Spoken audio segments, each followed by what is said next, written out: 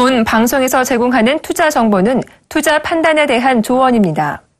방송에서 제공하는 주식의 가치, 가격 상승 및 가격 하락에 대해서는 방송사에서 보장하지 않습니다.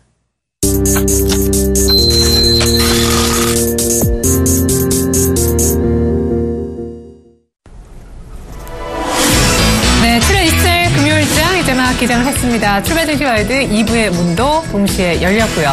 미국도 그렇고 우리도 그렇고 실적 시즌의 지수는 조금 힘이 많이 떨어지는 모습이죠. 이 와중에 원화까지 약세로 돌고 있습니다. 원화의 가치가 달러화 대비 3년 내 가장 떨어진 원달러 기준 1,165원까지 넘어서면서 대형 수출주인 특별히 자동차주들은 반등을 계속 이어오고 있긴 한데 외국인들의 환차손 우려에 따른 매도도 급하게 동시에 이루어지고 있다는 점 놓칠 수 없는 동전의 양면과도 같은 부분이죠. 어제도 외국인들이 2천억에 달하는 거래소에서 순매도, 그제도 거의 4천억에 가까운 순매도 속에 또 원하는 약세를 그리고 있습니다. 외국인이 연사지만 자동차 중심으로 해서 대형 수출주는 살아나려고 하고 있는데 중소형주, 고밸류 종목의 성장주 중심의 매기도 여전히 살아는 있지만 이것이 언제까지 갈지는 조금 의문시된다 하겠습니다. 실적 시즌에 본격 접어들고 있는데 오늘도 실적 관련해서 희비는 많이 엇갈리는 종목들 속출하겠죠. 도움 말씀 두 분 모시고 얘기 들어보겠습니다. 이베스트 투자증권의 김영석 연구원님, 샘플러스 오현진 멘토님 나와주셨습니다. 두 분 안녕하세요. 네, 안녕하세요. 네, 자 개장가부터 짚어주시기 바랍니다. 일단 원달러 환율의 출발 상황은 잠시 후에 들어보겠습니다. 먼저 김영석 연구원님. 네, 오늘 양시장 모두 이제 엇갈린 모습으로 출발을 했습니다. 코스피 시장에서 5.8포인트 상승한 2,059포인트로 상승을 했었고요. 코스닥은 778포인트로 약간 소폭 방보합으로 출발을 했습니다. 전체적으로 보면 외국인과 기관 역시 양시장, 현물시장에서 매도로 출발을 했습니다. 외국인 같은 경우에는 거래소에서 약 49억 정도 매도가 나오고 있고 기관은 약 31억 정도 매도로 출발을 했습니다. 마찬가지로 선물 포지션도 양시장에서 지금 엇갈린 모습 보이고 있는데요. 외국인과 기관은 전체적인 하방 포지션 구축을 지금 준비를 하고 있는 모습을 보여주고 있습니다. 코스피 시장에서는 상승 종목, 하락 종목이 살짝 좀 더 많은 376개의 하락 종목 보이고 있고요. 상승 종목은 322개로 전체적으로 상한가 종목 하나를 포함해서 전체적으로 아직까지는 양시장 팽팽한 분위기로 출발을 하고 있습니다. 코스닥 같은 경우에는 전체적으로 상승 종목이 469개로 하락 종목보다 약 100여 개 정도 많은 선에서 출발을 하고 있습니다. 전체적인 시장 분위기 자체가 오늘 같은 경우 변동성이 이제 확대되는 것보다는 변동성 축소되는 쪽으로 시장 관망 분위기가 더 예상이 되고 있는 그런 하루고요.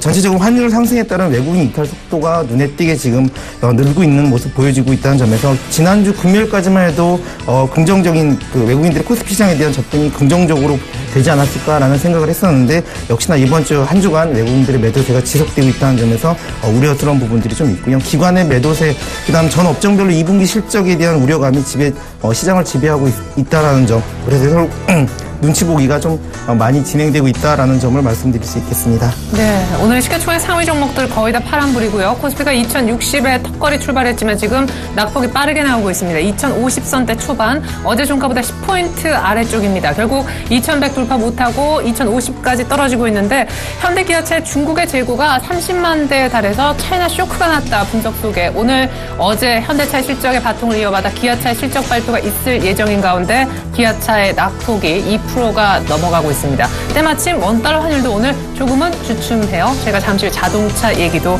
들어보겠습니다. 업종별 흐름 추려주시죠. 네, 오늘 아무래도 대외지수가 이제 실적 쇼크에 의해서 조정을 받다 보니까 국내 증시 역시도 좋은 출발은 아닙니다. 그래서 코스피 시장 역시 조정받는 출발 보여주고 있고요. 업종별로도 이렇게 크게 눈에 띄게 오르는 업종은 없는 것 같아요. 그나마 이제 섬유 의복 업종이 1.2% 정도 강세를 보이면서 반등하는 모습인데 특별한 이슈가 있어서 오른다라기보다는 아무래도 다른 업종들이 밀리니까 상대적으로 주목을 받지 못했었던 섹터들이 강세를 보이는 것이 아니냐 이렇게 판단을 하고 있고요.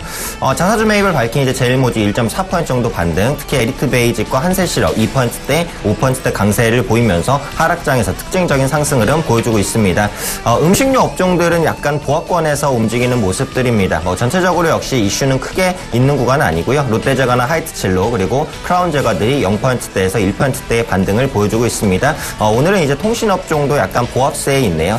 즉 지수가 밀릴 때마다 통신업종은 항상 이제 경기 방어줄에서의 역할을 하면서 올라가는 모습이었는데 오늘은 특별하게 그런 모습이 나타나고 있지는 않습니다. 반면에 이제 하락하는 업종들이 특징적이다라고 할 수 있을 것 같은데요. 특히 건설주가 20.4% 정도 크게 하락하는 모습입니다. 현대건설이 마이너스 7% 정도 하락을 보여주고 있는데 현대 엔지니어링의 공사가 부실이 났다라는 일단 기사들이 좀 쏟아지면서 현대건설에 대한 투자 심리가 크게 악화가 됐다라고 보시면 될 것 같고요. 그로 인해서 GS건설과 남광토건 같은 종목군도 3%, 4%대 밀리는 모습입니다. 아무래도 이제 정부가 대출을 규제하겠다라는 이슈가 나오면서 건설주의 투자 심리가 상당히 크게 악화되었다라고 보시면 되겠고요. 오늘까지도 그 여파가 전체적으로 이어지고 있는 모습 나타나고 있습니다. 전기가스 업종도 비교적 강하게 조정받는 모습입니다. 한국전력이 2%대 조정인데 그동안 또 워낙에 또 많이 올랐었던 것 같아요. 전기료 인하에도 불구하고 전기의 독점적인 사업자다 그리고 전기의 예비량이 부족하지 않다라는 이슈 등으로 인해서 상당히 많이 올랐었기 때문에 단순 차익 실현 물량이 나오는 것이다라고 판단을 하고 있고요. 증권주도 비교적 강하게 1%대 정도 밀리는 모습입니다. 미래에셋증권이 2%대 정도 낙폭을 보여주고 있고 지수가 밀리다 보니까 자연스럽게 좀 밀리는 것이다라고 보시면 되겠고요. 그 외에 이제 화학과 전기전자 유통업 전반적으로 좀 밀리고 있는 모습들 나타나고 있습니다. 아무래도 추경의 빠른 통과가 좀 쉽지 않게 통과가 좀 빠르게 나타나지 않다 보니까 국내 유통주에도 전체적으로는 투자 심리가 조금 악화되는 모습이 나타나고 있는 게 아니냐 생각하고 있고요. 코스닥 간단히 보겠습니다. 그동안 좀 많이 언급되지 않았었던 섹터들이 강세를 보입니다. 운송주라든지 방송 서비스 그리고 소프트웨어 관련주들이 반등하는 모습들 역시 다른 종목군들이 밀리다 보니까 그동안 소외를 쓰던 종목군이 다소 올라온다라고 보고요. 코스닥이 이제 중소형주 건설사들도 역시 1%대 밀립니다. 오늘은 이제 대형주든 중소형주든 간에 건설주가 밀리는 것이 가장 시장의 특징적인 흐름이다 판단하고 있습니다. 네, 현재 어제 장 끝나고 나서 실적을 대형 건설주들이 쫄쫄이 발표했었는데 대림산업과 현대건설이 7에서 8%까지 급락하고 있습니다. 잠시 후에 건설주 얘기 집중적으로 다뤄드리겠습니다. 자동차주도 한번 알아볼게요. 자, 이번에는 현 시장의 수급을 한번 살펴봐야 될 텐데 어제 이어서 오늘까지 건설주의 흐름이 급격하게 이틀 연속 안 좋아지고 있는 와중에 어제 외국인들의 매도 그리고 오늘 아침도 거래소의 순매도네요. 네. 전체적으로 지금 외국인과 기관의 전략은 그 현물 시장에 대해서 적극적인 비중 축소를 나서고 있는 모습이 보여지고 있습니다. 그 현물 시장에서의 비중 축소를 통해서 선물 시장에서는 일단 선물 매수를 통해서 해지를 하는 모습을 보여주고 있고요. 네. 전체적인 시장 분위기 자체는 포트폴리오 비중을 완전히 지금 전환하는 게 아닌가라는 이제 그런 모습을 보여주고 있습니다. 하지만 이제 시장이 완벽하게 하락 추세로 접어들었다라고 하기에는 이제 약간 무리가 있지만 현 시점에서 보면 증시가 상승 모멘텀을 확실히 꺾여 있다라는 부분을 볼 수가 있겠습니다. 저희가 이제 보통 이제 흔히 얘기할 때 약세 추세를 볼 때 하한가 종목들을 많이 보게 돼요. 하한가 종목 수가 몇 개냐라는 부분을 봤을 때 어제도 마찬가지지만 하한가 종목은 없지만 상한가 종목이 4개나 있었고 오늘도 마찬가지지만 상한가 종목이 2개가 있고 하한가 종목은 아직까지는 없습니다. 현 시점에서 그래서 그 완벽한 하락 추세 안에 있다라고 보기엔 좀 그렇지만 그 하락 초입에 서 있는 부분이고 이러한 부분에 있을 때 외국인과 기관 투자자들의 적극적인 현물 비중 축소에서 그 개인들도 마찬가지로 지금 주식 투자에서 현금 비중을 높이고 주식 비중을 좀 낮춰야 되지 않을까라는 생각을 좀 갖고 있습니다. 네, 그래요. 자, 일단 현금 비중을 조금 높이고 주식 비중을 줄여야 되지 않겠느냐. 일단 주식시장의 수급이 상당히 좋지 않다라는 얘기해 주셨어요. 외국인들도 선물만 조금 사면서 해지할 뿐 현물에서의 빠져나가는 움직임이 계속 오늘 아침까지 이어지고 있습니다. 자, 이번에는 원달러 환율의 출발 상황 들어보고 싶은데요. 어제 원달러 환율이 3년 내 최고치까지 경신했었죠. 유진투자선물의 소병화 연구원 연결해서 확인해 보겠습니다. 안녕하세요. 네, 안녕하세요. 네, 360원대 쉽게 넘고 어제 65원까지 가서 급등했었는데 오늘은 어떻게 출발하고 있는지요? 네, 일단 금일 외환시장 다음 주 예정되어 있는 FOMC를 앞두고 차익 실현 물량 유입에 따른 미달러 약세로 오늘 환율은 2원 90전 하락한 1162원 20전에 장을 시작했습니다. 현재도 하락세가 지속되면서 1162원 선에서 거래되고 있는 모습을 보이고 있습니다. 지난밤 달러는 미국 주간 실업 청구 건수가 호조를 보였으나 최근 계속되어지고 있는 달러와 강세에 대한 피로감과 다음 주 FOMC에 초점을 맞추며 차익 실현 물량 출회로 하락세로 마감했습니다. 주간 고용 지표 호조로 인하여 미국 금리 인상에 대한 기대감이 강화되었으나 가파른 상승에 따른 부담감이 시장에 다시 작용하면서 하루 만에 반등에 성공한 후 다시 조정 장세를 연출하였습니다. 거기다 그리스발 호주 소식도 달러와의 이익 실현 심리를 가하는 모습이었습니다. 유로화는 1.10대까지 반등하였고 엔화도 123엔대로 재진입하는 모습을 보였습니다. 이 영향으로 NDFC에서 거래된 달러원 1개월물도 하락세를 보이면서 1163원 70전에 장을 마감했습니다. 어제 선화시 종가 대비 수합 포인트를 고려하면 2원 60전 정도 하락하여 마감한 모습입니다. 글로벌 달러 조정 분위기 속 역의 상황이 반영되며 우리 환율은 오늘 하락세로 출발하였습니다. 하락세로 출발한 환율은 어제 급등에 따른 반발 매도세와 주말을 앞둔 오버나잇 부담 물량으로 추가 하락 움직임을 좀 더 보일 것으로 예상을 하고 있습니다. 어제 10원 넘게 급등세를 보이면서 3년 만에 최고치를 기록한 만큼 단기 조정 심리가 강화될 것으로 보고 있습니다. 다만 환율이 3년 만에 전고점을 갱신하며 추가 상승에 대한 기대감과 주식과 채권 시장의 외인 자금 이탈 우려는 지속될 것으로 보여 저점 매수세 또한 꾸준하게 유입될 것으로 보고 있습니다. 거기다 최 부총리의 최근 환율에 대한 발언이 추가 상승을 용인하는 스탠스를 보이고 있는 부분들도 매수 심리가 유지될 수 있을 것으로 보고 있습니다. 따라 오늘 환율은 숨고르기 장세로 레벨을 낮추겠으나 1160원 선에서 추가 하락이 제한되는 모습을 보일 것으로 예상되며 예상 환율 범위는 1157원에서 67원 사이가 될 것으로 예상하고 있습니다. 네, 이벤트 앞둔 롱 포지션의 확정 그리고 레벨 부담 때문에 오늘 조금 주춤하긴 한데 아마 당국도 개입할 생각이 별로 없고 외인들의 자금 이탈도 계속 이어지고 있기 때문에 제한적 약세 정도만 예상이 된다라시면서 1160원대 지지는 전망을 해주셨습니다. 지금까지 유진투자선물 소병화 연구원의 환 시장 분석 들어봤습니다. 잘 들었습니다. 네, 감사합니다.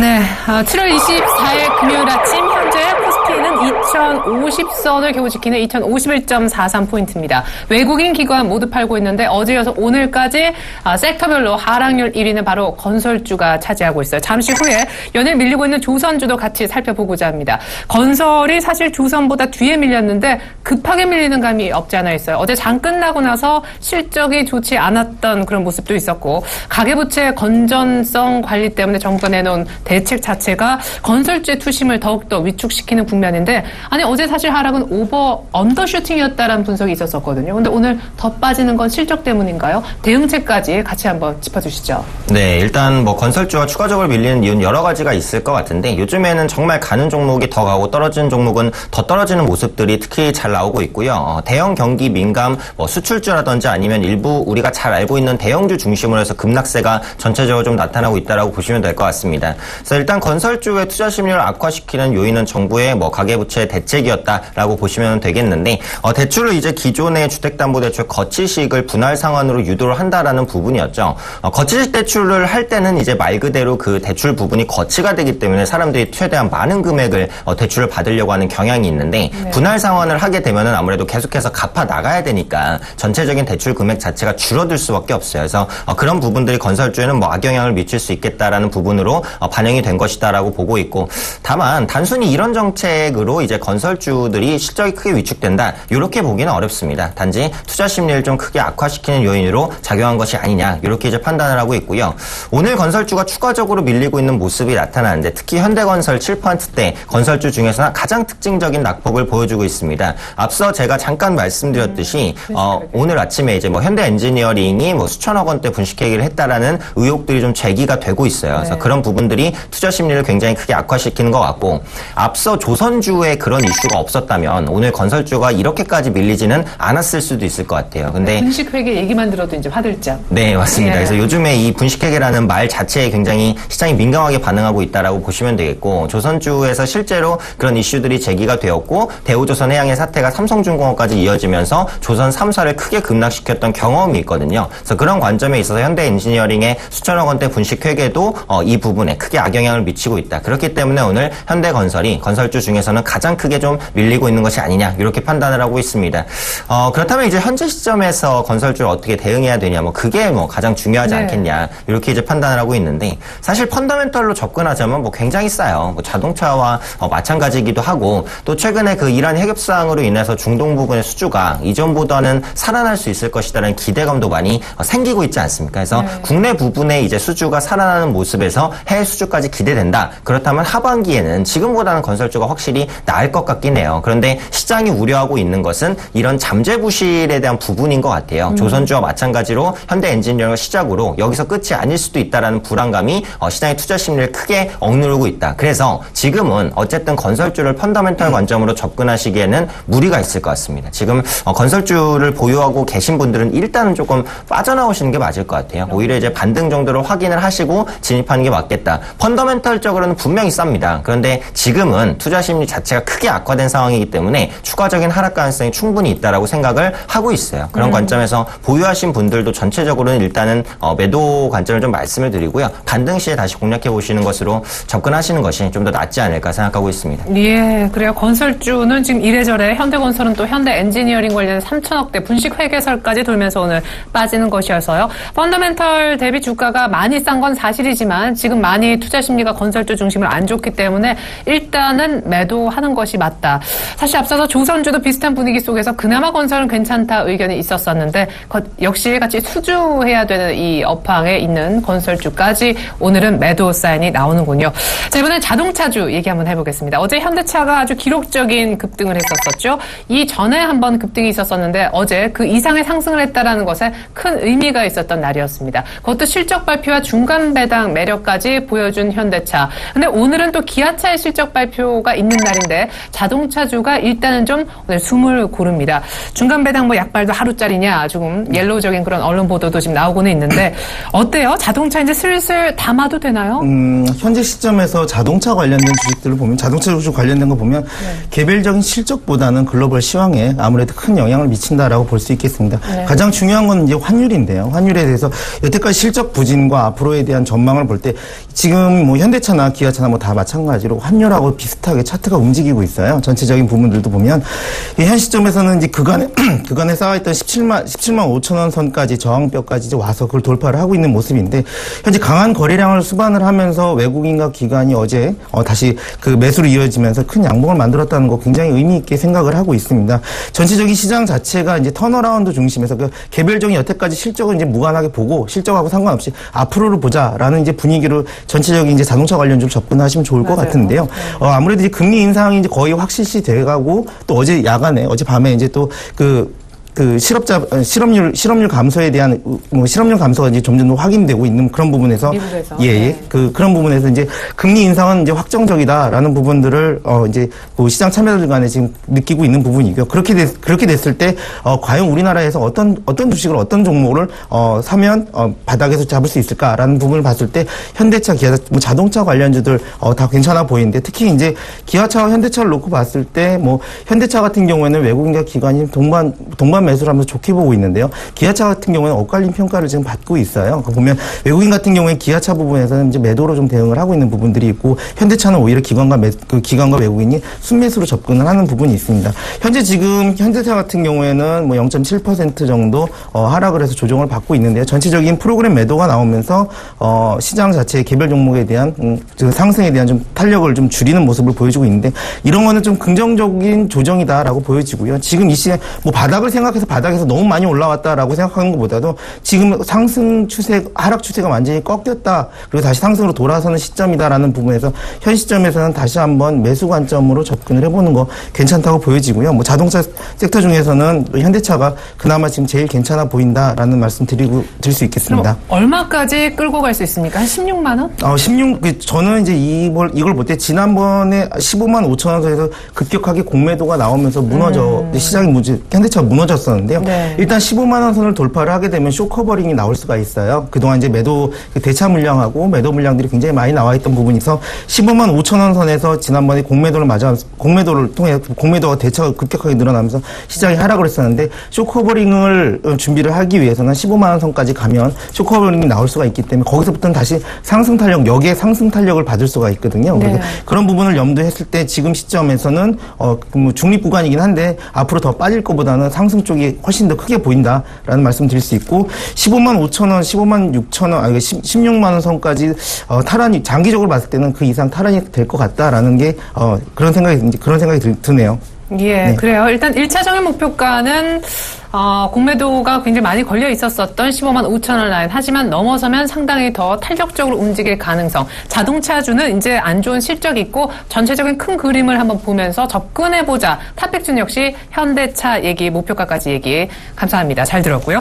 자, 제일모직이 어제 장 끝나고 나서 실적을 발표했어요. 뭐 공장 화재도 있었기 때문에 이익의 급감은 예고가 됐던 부분인데요. 동시에 4,400억 정도 자사주를 사들이겠다 결정을 했습니다. 오늘 삼성물산과 동반의 강세를 띄고는 있는데 상승세가 역시 제한적이에요. 어제 SK 하이닉스가 그랬듯이 말이죠. 제일모직과 삼성물산 같이 한번 들여다봐야 되겠고요. KTNG가 오늘 2분기 호실적 전망 때문에 급등합니다. 지금 윗꼬리가 좀 달려있긴 해도 10만 7천 원까지 주가가 올라갔어요. 제일모직 얘기 먼저 들어볼게요. 네, 삼성가에서 이제 확실히 주주 달래기에 좀 본격적으로 나서고 있다라고 이제 생각을 해주시면 될 것 같아요. 네. 이 자사주 매입은 굉장히 큰 호재입니다. 어찌됐건 간에 유통 물량을 줄여주기 때문에 이제 주주 가치 입장에서는 개별당 이제 그 매매하는 주식 가치가 좀 올라가게 되는 효과가 있어요. 그리고 이렇게 자사주 매입을 하게 될 때는 그 규모가 좀 중요하다라고 보는데 물론 종목에 따라서 다릅니다만 저는 1% 이상이면 의미가 있다라고 보거든요. 네. 자사주 매입 규모가 1.9% 정도니까 절대 적지 않은 규모를 매수를 했습니다. 그만큼 주주 환원을 좀 강력하게 시행하고자 하는 의지가 있다라고 보고 있고요. 그럼에도 불구하고 상승폭이 그렇게 크지 않은 부분은 역시 뭐 실적에 대한 부분이겠죠. 2분기 영업이익이 40% 정도 급감하면서 391억 원, 세전 기준으로는 오히려 적자로 전환하면서 실적에 대한 부담감이 굉장히 커졌었던 부분이라는 겁니다. 그래서 이번 자사주 매입이 없었으면 이제 조금 더 크게 제일모직이 밀렸을 수도 있을 것 같아요. 그런데 자사주 매입으로 그런 부분들을 조금 방어하고 있다라고 보시면 될 것 같고, 지금 제일모직이 내놓고 있는 주주 환원 정책의 두 번째입니다. 첫 번째는 배당 서양을 30%까지 확대를 하겠다. 배당 서양이라는 것은 이제 버는 돈 대비해서 얼마나 배당을 주냐라는 거죠. 100원을 벌면 30원은 배당을 주겠다. 상당히 큰 배당이다라고 보시면 될 것 같고요. 두 번째로 내놓은 게 바로 이 1.9% 정도 자사주 매입입니다. 제가 볼 때는 앞으로도 제일모직이든 삼성물산이든 삼성그룹주 자체가 주주 환원 정책을 지속적으로 실행할 가능성이 높아요. 그리고 그런 부분들은 삼성그룹주의 주가의 하방 경직성을 어느 정도는 강화해 줄 수 있는 요인이 될 것이다. 이렇게 판단을 하고 있고요. 네. 현재 시점에서는 사실 이제 관건이 되는 것은 삼성물산의 주가다라고 판단을 합니다. 최근에 삼성물산의 주가가 지속적으로 빠지면서 현재가 59,500원. 이 가격대가 중요한 이유는 주식 매수 청구권 가격대까지 가까워오고 있기 때문이죠. 현재 행사가가 57,234원입니다. 그렇다면 하방으로 지금 한 2, 3% 정도밖에 안 남았어요. 네. 그 밑으로 떨어지게 되면 이제 주식 매수 청구권을 행사할 수 있는데 이 부분을 간단히 설명을 해드리면 다음 달 6일까지는 주식 매수권 청구권을 행사할 수가 있습니다. 그러니까 지금부터 약 2주 정도의 기간 동안 이 가격대를 하향 이탈하면 안 되겠죠. 하향 이탈하게 되게 되면 이제 주주들이 많이 매수 반대 행사권을 이제 행사할 것이다라고 보시면 되는데 네. 문제는 모든 주주가 그것을 행사할 수 있는 게 아니에요. 주총에서 반대표를 던진 개인 주주만 이제 그렇죠. 그 부분을 행사를 할 수가 있습니다. 근데 아시다시피 반대표를 던진 개인 주주분들이 그렇게 많진 않아요. 그래서 그 부분이 행사된다고 해서 합병이 무산될 것이냐? 제가 볼 때는 그렇진 않습니다. 그래서 가격대를 하향 이탈하는지 여부가 중요하긴 하지만 실질적으로 하향 이탈한다고 해서 합병이 무산되냐? 그것은 아니다라는 부분을 일단 말씀을 드리고 싶고요. 네. 또 그동안 역사적으로 합병에 따른 가격을 봤을 때 이 주식 매수 청구권 가격에서는 웬만해서는 지지받는 흐름들이 대부분 나타났어요. 그래서 이번에도 아마 삼성물산이 이 주식 매수 청구 가격인 57,234원을 하향 이탈하지는 않을 것으로 생각을 합니다. 그래서 지금 삼성물산 가지고 계신 분들은 단기적으로 급락하면서 손실을 좀 보셨을 수도 있겠지만 중장기적인 관점을 좀 홀딩해 나가시는 전략을 말씀을 드리고 싶고요. 저는 개인적으로는 제일모직과 삼성물산이 분명히 시너지를 낼 수 있다라고 생각을 하고 있습니다. 물론 아주 장기적이겠죠. 삼성바이오로직스의 가치라든지 건설 부분의 해외 수주라든지 이런 부분들은 굉장히 장기적인 부분으로 염두를 해두셔야 되는 부분이니까 현재 삼성물산 가지고 계신 분들 어차피 단기로 보시는 분들 없으실 것 같아요. 중장기적인 관점으로 보신다면 계속해서 홀딩해 나가시는 전략 취하시는 게 맞지 않을까. 제일모직도 역시 같은 관점으로 말씀드리도록 하겠습니다. 네, 무엇보다 자사주 취득 이후에도 조금 강세 움직임이 그닥 나타나지 않고 있는데 삼성물산은 주식 매수 청구권 가격이 57,234원인가 아마 갖고 계신 분들은 아마 누구보다 정확히 아실 거고 아마 그 정도에서 하회가 돼서 주식 매수 청구권이 행사된다 할지라도 그 물량은 많지 않을 것이니까 너무 큰 걱정 안 해도 된다는 얘기 들어봤습니다. 자, 이번에는요, 정유 화학주를 봐야 될 것 같아요. 특별히 정유 쪽은 분위기가 좋지 않죠. 네. SOL이 실적 발표 먼저 했고 SK이노베이션. 근데 유가가 계속 떨어지니까 2분기까지는 괜찮아도 3분기 실적 정제 마진 굉장히 안 좋아지겠다. 오늘 추가적인 하락이 나오고 있어요. SK이노베이션 사실 어제 급락했었는데. 네. 그 전체적인 일단 유가 차트를 한번 보시면서 말씀을 드리고 네. 싶어요. 그 보면 지금 50불, 그러니까 WTI 기준으로 50불이 깨지면서 지금 48불까지 내려와 있는 상황입니다. 전체적인 흐름 자체가 50불 언더로는 이제 그 전에 아무리 어떤 그 경제적인 변수가 있었어도 50불은 지켜왔었다라는 점에서 직전에 48불까지는 가긴 했었습니다만 그 이하로 지금 신저가가 나오고 있는 모습이 보여지고 있어요. 네. 이런 부분에서 SOL이나 이런 부분들도 일단 기대적인 지지해왔던 이 국제 유가에 대한 지지선이 무너지면서 여기에 대한 부분들도 주가의 실적이 반영이 될 거라고 이제 보여지고요. 이런 다시 한번 이게 국제 유가에 대한 하방 흐름에 대한 추세가 물론 이제 국제 유가라는 건 워낙 또 변수가 많아갖고 네. 이런 부분들에서 예측하기 좀 어려운 부분이 있습니다만 또 사우디에는 뭐 정책적인 부분들도 있고요. 그런데 그렇지만 현재까지로서 특별한 이제 뭐 그 유가 감산, 그 석유에 대한 감산이나 이런 부분이 없기 때문에 그런 발표가 없기 때문에 이러한 추세는 조금 더 유지가 될 수 있겠다라는 거 보여지고요. 그래도 국제 유가가 뭐 끊임없이 계속 내려갈 건 아니거든요. 어느 정도 그 마진이 이제 확보되는 그 시점이 어디냐인데 네. 개인적으로 뭐 그 업황에 대한 부분을 봤을 때 국제 유가가 한 44불 아니 뭐 심하게는 지금 한 여기서부터 10% 정도 더 최악의 경우는 더 빠질 수 있다라고 보여지긴 하는데 네. 그래도 이 부분이 만약에 주가에서 선반영되는 부분이라면 조금만 더 기다렸다 SOL이 이제 정유화학주 중에서 특히 이제 정유 관련된 주식들은 한 번 더 지금 이제 조정이라고 생각을 하시고 다만 지금 보유하고 계신 분들은 비중을 줄이는 게 맞겠죠. 당연히 추세를 봐갖고 추세가 지금 하락하고 있는 시점이기 때문에 그 비중을 줄여가는 거는 뭐 당연한 전략이라고 보여지고요. 그 SOL 차트를 보게 되면 전체적으로 지금 지지선이 없는 상황이에요. 전체적인 지지선이 없이 무너지고 있는 상황에서 지금 이렇게 떨어지는 칼날에 같이 들고 있고 뭐 받으려고 하는 것보다는 일단 그 보유하고 있는 거를 일단 1차 정리하고 더 밑에서 더 싸게 살 수도 있는 부분들이거든요. 그러니까 이런 부분들은 좀 더 여유 있게 보시는 게 좋을 것 같다라는 생각 드리고 싶습니다. 예, 그래요. 뭐 유가가 지금 계속해서 좀 밀리고 있고 50불 깨지고 나서 추가적으로 더 밀리는 모습 안 좋긴 한데 그래도 계속 빠지진 않을 것이기 때문에 뭐 전량 매도보다는 특별히 정유주 갖고 계신 분들 일단은 비중은 조금 줄여놓고 상태를 조금 보자. 유가 가격 추이를 살펴보자라는 얘기 들어봤습니다. LG 하우스스 사실 건자재 섹터를 이끌었던 어떻게 보면 대장주였었는데 실적이 고퍼를 충분히 설명할 수 있는 양호한 실적이 나왔습니다. 때문에 오늘 주가도 급등하고 있고요. LG 상사는 그렇지만 저조한 실적이 오늘 급락합니다. LG 상사는 당초부터 추세는 안 좋았었는데요. LG 하우스스의 실적이 시사하는 바는 적지 않네요. 네, 맞습니다. 그래서 일단은 건자재주의 성장은 뭐 올해 말까지는 지속이 될 것 같아요. 일단 기본적으로는 국내 건축 경기가 나쁘지가 않고 특히 신규 건축보다도 리모델링 수가 굉장히 많다라고 보시면 될 것 같아요. 그만큼 건자재가 들어가는 비중의 양이 계속해서 늘어날 수밖에 없다라는 관점이고 그렇다면 건자재주, 그러니까 건자재 업황 자체가 계속해서 좋아지는 건 사실인데 확인하실 부분은 이제 주가가 이 부분을 과도하게 반영했냐, 그렇지 않았느냐. 그래서 그 부분만 판단을 하시면서 관련된 종목들은 대응하시면 되겠다 이렇게 판단을 하고 있고요. LG 하우스는 사실 PER이 높긴 합니다. 근데 요즘에 보시면 건자재주가 다 PER이 높아요. 그만큼 높은 성장성을 이미 어느 정도는 선반영하고 있기 때문이다라고 보시면 될 것 같은데 그럼에도 불구하고 LG 하우스는 그래도 많은 조정이 있었습니다. 고점 22만 5천 원 대비해서 상당히 크게 12만 9천 원까지 밀렸고요. 최근에 반등하고 있는 모습들 17만 8천 원까지 올라오고 있지만 여전히 20만 원 선까지는 회복되지 못하고 있어요. 그리고 LG 하우스 같은 경우는 국내 건자재 시장 부분에서 상당히 높은 점유율을 차지하고 있다라는 부분, 업계 상위권의 프리미엄도 줄 수 있다라고 보고 있고요. 수출적인 부분도 모멘텀이 됩니다. 미국의 인조대리석 판매라든지 이제 가전 표면재 부분의 해외 진출 계속해서 좀 증가하는 모습들. 이전에 건자재 업체는 해외 적극적인 진출을 보여주지는 않았었는데 요즘에는 조금 다른 모습입니다. 그래서 그런 부분에 의한 실적 개선 가능성 조금 더 추가하자면 요즘에 달러가 강세를 보이다 보니까 뭐 환차익도 어느 정도 있을 수 있겠죠. 그래서 그런 부분을 전반적으로 감안해 봤을 때 최근에 단기간에 좀 올라오긴 했지만 LG 하우스는 추가적인 상승이 가능하다라고 생각을 합니다. 현재 시점이 이제 기술적으로 굉장히 중요한 가격이다라고 보여지고 있는데 오늘 있었던 고가 돌파 여부가 중요한 것 같아요. 오늘 고가가 이제 18만 1,500원 수준에서 형성이 되어 있는데 이 부분이 딱 역사적인 매물대이기도 합니다. 그래서 LG 하우스 같은 경우에 현재 이 부분의 가격대를 상승을 한다면 충분히 20만 원까지 노려볼 수 있는 기업이다라고 생각을 하고요. 보유하신 분들은 계속해서 보유하시는 전략을 신규로 진입하실 분들은 오늘의 고가가 넘어서게 되면 신규 접근도 가능한 종목이 아닐까 생각하고 있습니다. 네, 오늘 좀 윗꼬리가 쉽다 하셨었는데 LG 하우스스 오늘 고가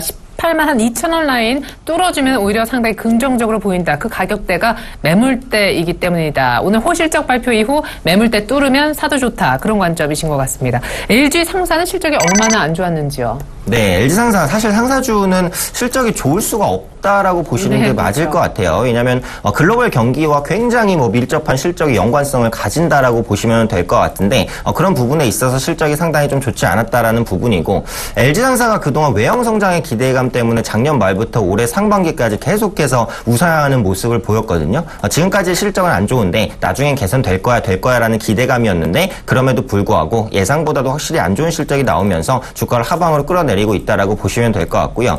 실적적인 측면에서는 사실 LG상사는 하반기까지도 기대할 부분은 없습니다. 어쨌든 글로벌 경기가 회복되면서 물동량이 늘어나야 기본적으로 상사업체의 주가가 올라간다라고 보시면 될 것 같고 또 글로벌 이제 원자재 가격이 올라갈 때 상사주의 가치가 좀 올라가는 경향이 있어요. 그런데 요즘에 보시면은 금값은 말할 것도 없고 웬만한 원자재 가격들이 거의 바닥을 보여주고 있습니다. 그러면 자원 개발이라든지 이런 부분의 메리트도 떨어져요. 그래서 LG상사는 그런 부분에 있어서는 단기 메리트는 딱히 없는 종목이다. 내년 정도의 외형 성장에 대한 기대감을 가져볼 수는 있겠지만 현재 시점에서는 빠르게 반등할 만한 모멘텀은 없다라고 생각을 하고 있고요. 기술적으로는 제가 사실 이게 그 LG상사가 현재 지지권이 아니라면 매도 사인을 말씀을 드리고 싶습니다. 그런데 보시면 아시겠지만 지금 약간 낮은 가격이죠. 32,000원, 31,000원대가 역사적인 지지 구간으로 현재 자리매김을 하고 있습니다. 그래서 웬만해서는 이 부근에서는 한 번쯤은 반등을 시도할 수 있을 것 같아요. 지금 LG상사를 보유하고 계신 분들은 31,000원에서 32,000원 구간에서 반등이 나왔을 때 비중을 축소하시는 관점으로 그러니까 지금 매도보다는 반등 시의 비중 축소로 대응하시는 게 좀 더 맞지 않을까 생각하고 있습니다. 네, 그래요. LG상사의 모멘텀은 없는데 그래도 지금 정리하기는 조금 주가의 하락폭이 너무 크기 때문에 반등 시에 정리하는 쪽으로 LG상사 얘기는 들어봤습니다. 자, 이번엔 조선주 한번 살펴보죠. 조선주는 실적을 아직 발표하지도 않았는데 이미 대규모의 수조 원대 손실이 예고가 된 상황에서 오늘도 또 같이 빠집니다. 근데 하락폭이 적지 않게 추가적으로 계속 흐르다 보니까 바닥이 어디인지 지금 잡을 수가 없는 그런 분위기입니다. 사실상 대우조선해양이 만들어낸 이런 안 좋은 실적 관련된 분위기, 대우조선해양 자체도 지금 오늘도 4% 후반 밀리고 있는데 그렇지만 수급으로만 본다면 대우조선해양이 꼭 나쁘지만은 않은 것 같아서 조선주 갖고 계신 분들은 애매하실 듯하네요. 예, 그 어려운 부분에서 좀 말씀드려야 될 것 같은데, 네. 사실 저 대우조선해양을 보면서 여러 가지 이제 생각을 하게 되는데요. 전체적으로, 일단 수급이나 이런 부분들, 너무 많이 빠져갖고, 설마 이게 어디까지 내려갈까라는 생각을 갖고 있는데, 아까 이제 오멘토님 말씀하신 것처럼, 빠지는 주식은 계속 빠지고, 가는 주식은 계속 간다라는 생각을 갖고 네. 있거든요. 현재 수급 자체에서 최근 3일 동안에 기관과 외국인들 매수 들어오면서, 조선주들에 대한 바닥권이 인식되는 거 아니냐라는 이제 생각을 갖고 계시는데, 전체적으로 아직도 그래도 큰 추세는 하락 쪽에 무게를 두고 있다라는 부분이고요. 전체적으로 시장에 대한 그 신뢰를 가져야 되는데 신뢰에 대한 부분들이 의심받는 게 가장 큰 걸로 봐요. 네. 아무리 어떤 실적을 갖고 또 호실적이 준비가 되고 바닥이다라고 하더라도 시장에서의 그 신뢰가 어느 정도 빠른 시간 내에 회복될 것이냐라고 하는 부분인데 전체적인 그 업황 분위기를 포함해서 전체적인 분위기는 하방 쪽에 계속 가까이 가고 있기 때문에 이런 부분에서는 지금 갖고 계신 분들 사실 저는 그래요. 지금 바닥에다 던지라는 말씀을 지금이라도 하는 게 맞다라고 생각이 되거든요. 빠지는 종목들이 더 빠지니까. 예, 그렇습니다. 네. 실제로 여기에 대해서 특별하게 기대를 할 만큼의 특별한 메리트가 있느냐라고 하는 부분이 있어서 나중에 추세가 반전되고 다시 턴하는 입장에서 거기서 매수를 해도 충분히 늦지 않는데 지금의 무리하게 바닥권을 잡으려고 하다 보면 떨어지는 칼날을 잡을 수가 있게 되는 부분이거든요. 네. 이런 부분들이 있기 때문에 일단 갖고 계신 분들한테 조선주들은 이제 한번 피해야 되지 않을까라는 생각을 갖고 있습니다. 그래서 전체적인 부분들은 매도 관점에서 접근을 하는 게 좋아 보인다라는 말씀드리겠습니다. 예, 그래요. 자, 그리고 한 종목만 더 보고요. 두 분의 전략 확인해 보겠습니다. 코나아인데요. 오늘 정말 급등했었다가 상승폭이 약간 줄어도 4%대. 오늘 추가적인 레벨업을 확실히 하려는 모습 보여주고 있어요. 대표적인 핀테크 관련주라는 점에서 역시 코나아이의 실적의 개선세 한 번쯤은 짧지만 조명이 필요하지 않을까 싶은데요. 코나의 분석 이후에 전략도 부탁드려보겠습니다. 네, 일단 뭐 코나이 같은 경우는 좀 신고가를 돌파를 했다가 약간 무너지는 모습인데 네. 운이 조금 안 좋은 것 같아요. 시장을 잘 만났으면 이제 조금 더 상승할 수도 있었는데 오늘 분위기가 별로 좋지 않고 또 금요일장에 대한 경계감이나 이런 부분들이 작용되다 보니까 신고가 돌파에 실패하고 있는 것 같은데요. 요즘에는 이제 코나이를 비롯한 핀테크 관련주가 전반적으로 주가가 좋은 편이고요. 하반기까지 관심이 필요하다라고 생각을 하고 있습니다. 뭐 궁극적으로 간편 결제가 조금씩 현실화되는 모습들이 나타나고 있고요. 그렇다면 관련해서 이제 결제 관련주인 코나이가 될 수도 있고 보안 관련주인 뭐 K사인이나 이제 뭐 다른 종목들이 될 수도 있을 것 같고요. 조금 더 큰 틀에서 길게 본다라고 봤을 때는 포털주, 다음 카카오나 네이버도 충분히 경쟁력이 있다라고 생각을 합니다. 어쨌든 상당한 다수의 사용자를 확보하고 있는 측면에서 그 수요들을 이제 전자결제, 그러니까 간편결제 시스템으로 유도하기가 유리한 여건에 있다라고 생각을 하고 있고요. 네이버페이가 이제 막 나왔습니다. 아직 성과가 확인되지는 않았는데 분명히 그 많은 가입자를 바탕으로 해서 성과를 낼 수 있을 것이다라고 보고 있거든요. 그래서 핀테크 관련주들, 말씀드렸던 보안주들 아니면은 뭐 결제 관련주들 많지만 그런 종목들이 급등락이 심하고 좀 많이 올랐다 보니까 부담 없이 좀 중기적으로 접근하겠다라고 하시는 분들은 다음 카카오나 네이버 같은 종목들 보셔도 나쁘진 않겠다고 생각하고 있습니다. 예, 그래요. 핀테크 관련해서 또한 괜찮은 종목 현실적으로 짚어주셨습니다. 네이버나 다음 카카오라고 얘기해 주셨는데 자, 이제 전략을 들어봐야 될 것 같아요. 외국인들의 이탈이 지속되고 있고 코스피는 2060의 턱걸이 개장 2050선, 코스닥도 지금 같이 하락 반전돼 있는 상황입니다. 자, 슬슬 현금 확보를 해서 포트폴리오 변화에 대비를 해야 된다라고 하셨던 김영석 연구원님의 전략 먼저 들어보죠. 네, 그 외국인 그 환율 상승에 따른 외국인 이탈 뭐 계속 말씀 주셨는데 그런 부분들은 단기적인 부분이 아니라 중장기적인 부분에서 계속적으로 빠져나갈 걸로 보여집니다. 구조적인. 예, 구조적인 문제가 될 것 같고요. 아무래도 이제 금리 인상도 그 수차례 예고가 돼 있던 상황에서 이제 본격적인 시점만 논의하는 그 시점에서 요번에 이제 9월서부터 금리 인상에 대한 부분들이 굉장히 유력한 상황이기 때문에 외국인들이 타이밍을 재고 포트폴리오를 바꾸는 과정에서는 지금서부터가 적극적인 이제 그 현금을 회수하는 그런 시점이 될 거라고 보여집니다. 그래서 그 단기적인 저점이라고 생각해서 많이 빠진 종목에 대해서 들어가는 거는 굉장히 좀 안 좋아 보이는 부분들이 있고요. 네. 이런 부분들에서 전체적인 이제 그동안 제가 코스닥 시장에 대한 부분들 굉장히 좋게 보고 긍정적으로 보고 계속 간다라는 말씀 드렸었는데 네. 지금 이제 오늘을 기점으로 해서 보면 비율 바꾸실 거고요. 네, 그 코스닥 시장은 정점에 온 것 같다라는 생각이 좀 들고요.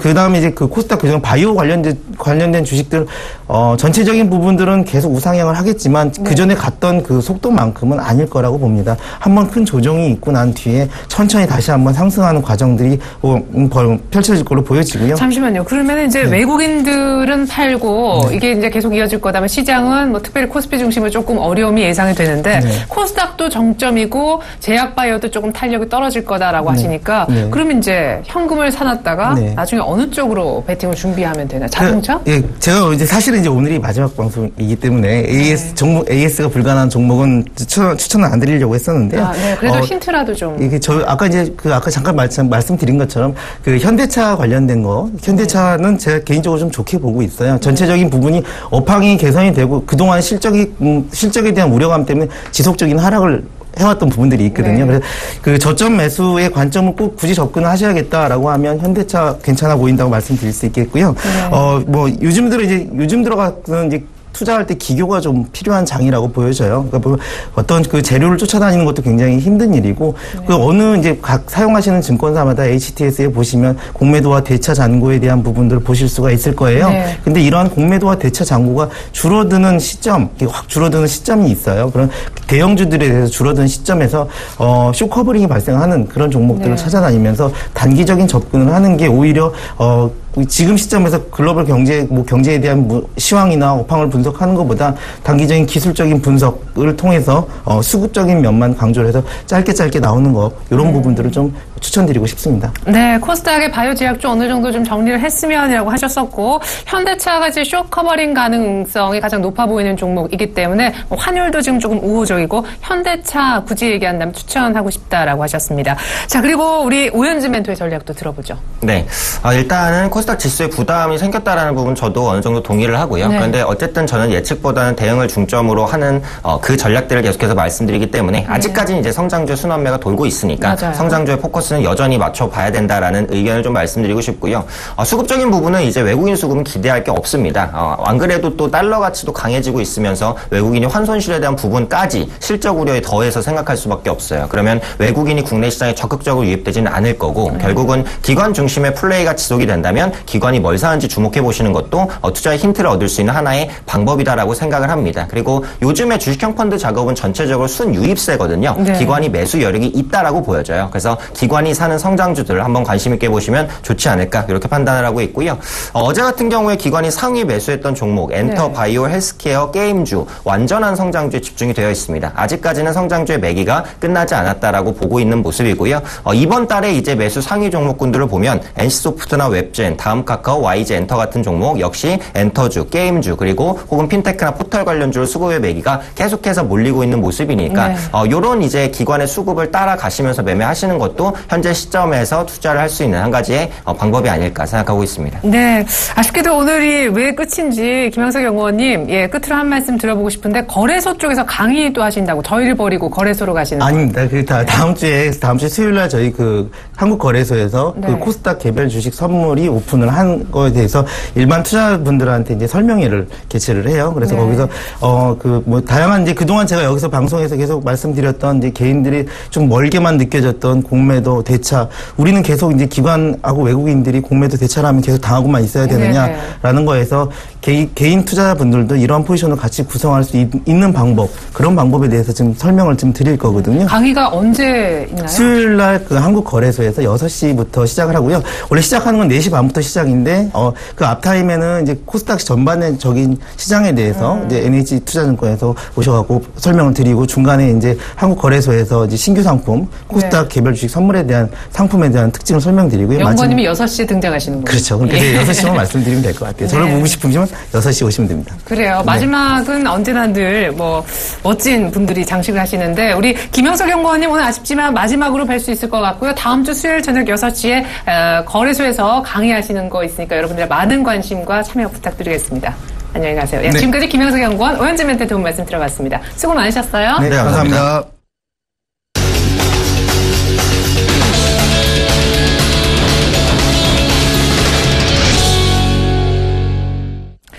네, 시장은 코스닥은 다시 플러스권으로 올라가는데 코스피는 여전히 무거운 모습입니다. 실적 시즌에 역시 어려움을 겪고 있는 거래소네요. 증권사의 전략 한 대 모아봤습니다.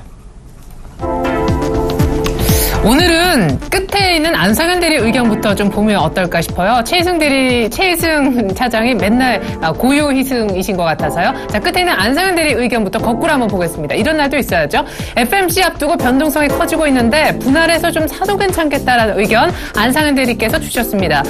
밑에서 두 번째 줄에 있는 김현겸 팀장님의 의견도요. 실적 시즌인데 변동성에 대한 대비가 좀 필요하겠다. 오늘 건설주들 많이 빠지죠. 정영훈 과장님의 의견, 현대차, SK하이닉스 등 전차 군단이 반등세를 지속할 수 있을지 한번 관찰해보자라고 하셨었는데 현대차는 오늘 일단 좀 쉬고요. 하이닉스도 딱히 많이 오르는 건 아닙니다. 최희승 차장님의 의견 오늘은 또 마지막으로 한번 보는 날도 있네요. FMC 성명서 발표 다음 주에 있는데 앞두고 관망세가 짙지 않을까 전망해 주셨습니다. 오늘은 저희가 고유 상현으로 한번 잡아봤는데 안상현 대리님의 의견 자세하게 전략 측면에서 전화로 확인해 보겠습니다. 안녕하세요.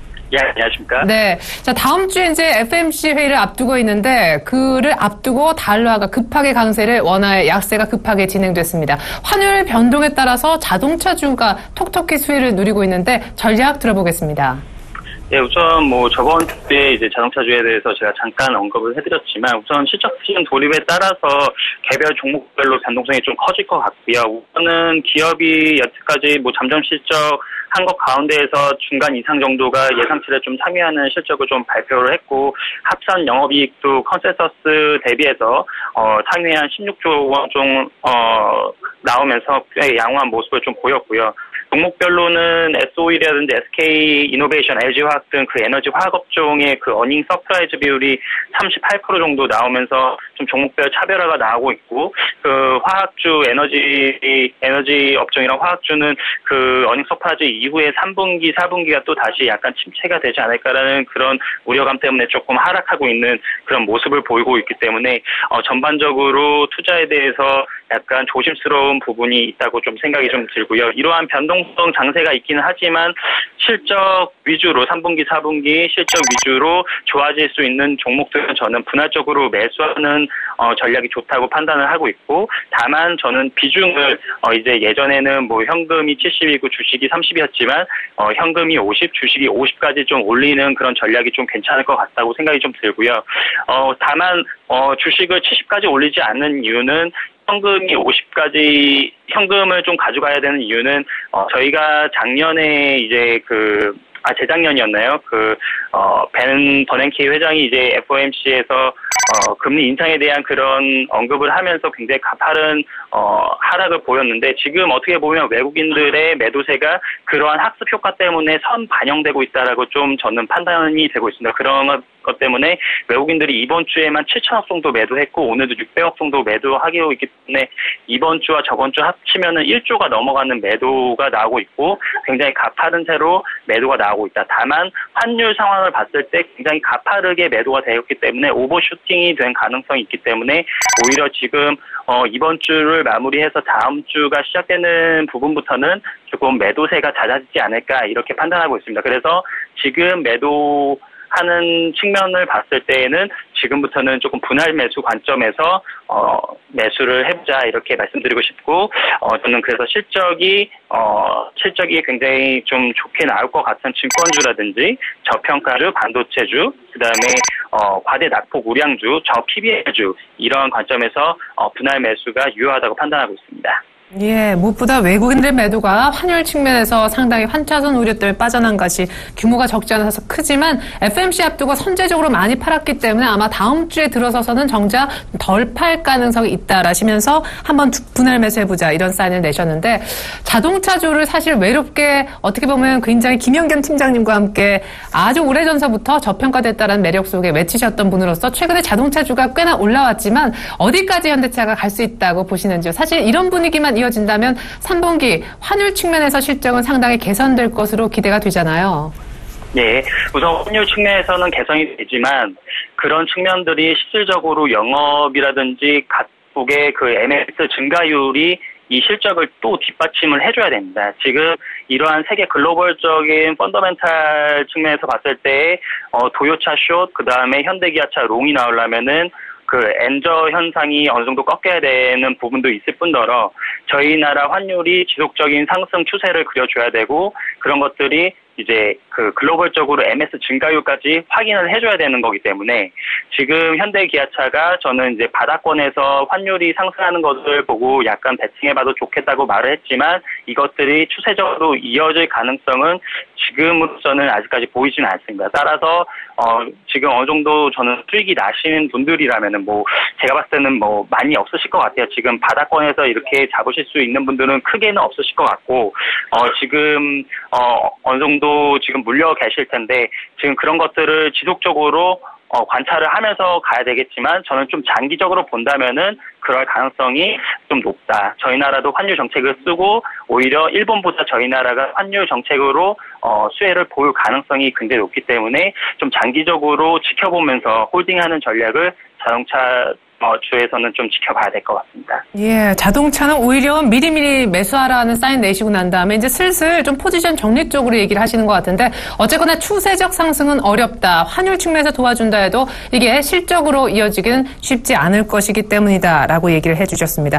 앞서서 또 공매도가 많이 걸려지기 직전에 15만 5천 원까지는 1차 목표가 얘기가 나오긴 했는데 시청자분들 잘 조합하셔서 전략 세우시는 데 도움이 됐으면 좋겠습니다. 어쨌거나 안상현 대리는 외국인들의 매도세는 다음 주 들어서 약간 잦아들 거라고 얘기해 주셨습니다. 지금까지 유진투자증권 석관동 지점에 계시는 안상현 대리의 전략 들어왔습니다. 잘 들었습니다. 감사합니다.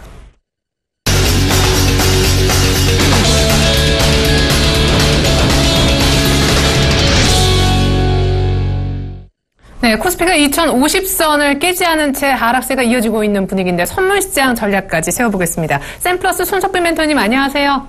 네, 안녕하세요. 네, 개파락 후에 지금 245.50까지 떨어졌는데 오늘 전약 후강의 가능성이 있는 겁니까? 수급 그리고 전략 간략하게 살펴주시죠.